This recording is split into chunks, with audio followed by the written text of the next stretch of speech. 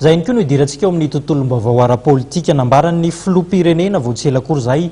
fa hatampoka ny anovanany mpikambana eo anivon'ny gouvernemanta efa miroso tsikelikely amin'izany ihany koa ny eo anivon'ny antenne mera-pirenena amin'izao fotoana izao fanadidina hoentin'ny vola ravoavy eo amin'ny sariny Tsirakoto Arsan feon'ny Sidonie Raingo Malala.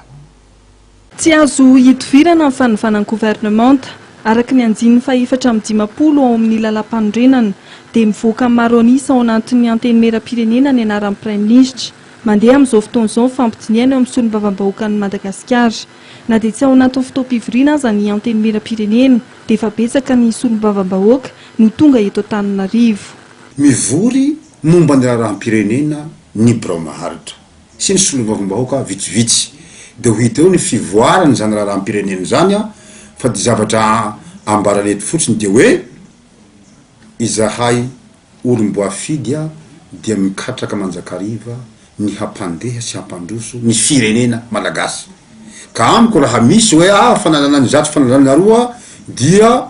izay tsy mahavita azy miala zay mahavita azy dia mijanona fa na tsy natao